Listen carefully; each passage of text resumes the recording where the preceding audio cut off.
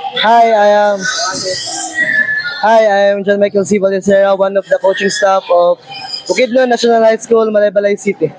Sir, first of all, ano po yung mga naging preparations nyo dito sa NGBL? Okay.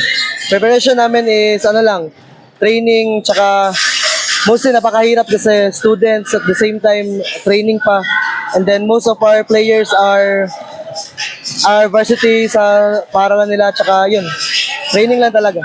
So, ano po yung palaging advice nyo sa mga girls every time na may team?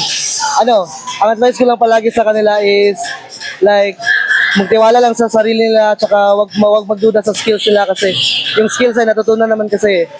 At yun lang, may tiwala sa sarili, tsaka wag matakot sa laruan. Ano naman po pakiramdam na sa unang salang ng NGBL is nanalo kayo? Nakakatuwa pero at the same time nakakaba during sa laro kanina kasi yung BNHSI is parati namin sa nakakalaban sa Bukidnon, and alam na nila yung laro namin. At the same time alam naman din namin ang laro nila, pero yun, di pa rin, wala pa rin yung kumpiyansa namin, kaya yun. Sa tingin mo po ba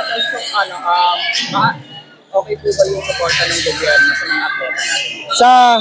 Sa LGU namin, okay naman kasi may binigay sila na snack at saka pagkain para sa mga athletes. If ever may ma-request kami is like for yung one of the problem kasi sa lugar namin is yung transportation papunta sa playing venue. Yun na po. Message na lang po sa lahat ng supporters mo. Okay. Gusto ko lang po magpasalamat sa mga first and foremost kay God, and then sa mga supporters namin, sa mga parents ng mga bata, sa pagtiwala sa amin mga coaches, and also sa mga mga sumusuporta sa amin sa Malaybalay City.